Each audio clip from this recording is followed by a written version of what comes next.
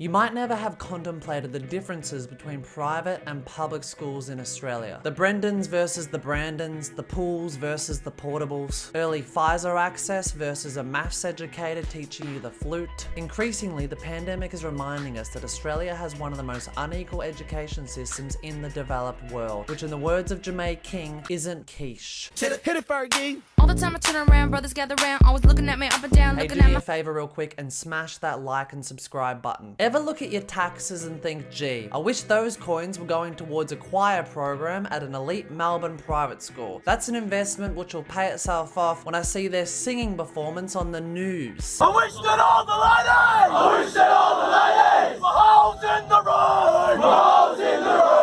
80% of all disadvantaged students are in public education. 76% of all students with a disability are in public education. 84% of Indigenous students are in public education. 65% of all Australians are in public education. So why is Commonwealth funding for Catholic schools 5 times and independent schools 3 times that of public education, when the majority of Australians, and especially vulnerable Australians, are in public education? By 2029, private schools will be overfunded by $6 billion and public schools underfunded by $60 billion, according to SOS Australia. Commonwealth funding for private schools has essentially become the dole for rich people, except instead of spending it on food and ciggies brah, they're spending it on rowing boats for members of the royal family and the man who brought us Fox News. People often forget that Australia's most expensive school, Geelong Grammar, is in one of Australia's poorest suburbs, which is an accurate metaphor for the current state of the Australian education system, where tuition costs $72,000 per student in a suburb with a median family income of $42,000. But guess which school gets more government funding per student? The only good thing that ever came out of that situation is that the Geelong Grammar kids used to have to catch the same bus as their fellow citizens down the road, which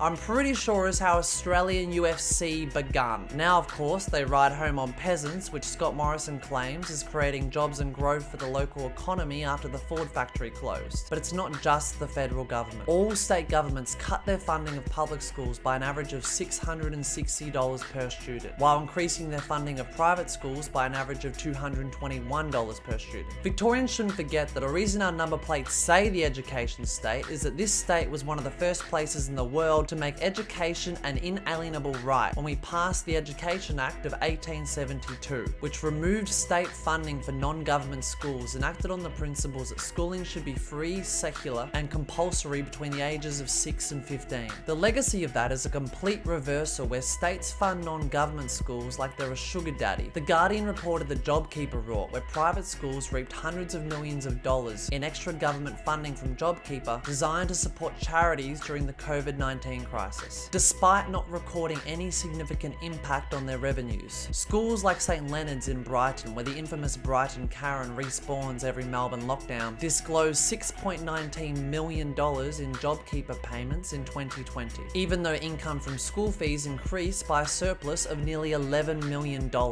Genesis Christian College in Brisbane received $4.78 million in JobKeeper funding, even though revenue increased from $28.6 to $30 million. Rockhampton Grammar, Wesley College, all over the country it's the same story. Schools with massive profits receiving taxpayer money that was meant to support businesses, charities and vulnerable Australians during the COVID-19 pandemic. The Liberal Party claims that funding private schools creates school choice. Say school choice to any Liberal politician and they'll get a hard-on. Single-handedly the most destructive political aphorism since John Howard brought it into being in the mid-90s. This idea of school choice perpetuates the delusion that Australians have choice when the vast majority do not. Wages have stagnated and private school fees have continued to increase, meaning that for the majority of Australians, private school remains as unaffordable as ever. The schooling system isn't and can't operate as a free market like the Liberals desire unless we want to utterly destroy a fundamental part of being an Australian, the right to a good public education. Paul Keating spoke about this. It's incongruous for public goods to compete with private enterprise, especially if those private goods are heavily subsidised by the same government. government, essentially meaning the government is competing against itself, which would never occur in a truly free market. And begs the question, do private schools really exist, or are they just overfunded and underfunded government schools? So why should public education be seen as a public good? For the same reason that clean drinking water is seen as a protected public good. As a thought experiment, imagine that there are two taps in your house. One is public water and the other is private water. Over time, more and more money gets reallocated from the public tap to the private tap in the name of optimizing consumer choice in a free market. Private water becomes more and more expensive as consumers demand it, and the public supply becomes less and less drinkable as it is defunded and consumers naturally turn away from it. Eventually, the public water becomes so underfunded as to be considered almost undrinkable except for the poorest of citizens. And what was once a public good is now largely only operative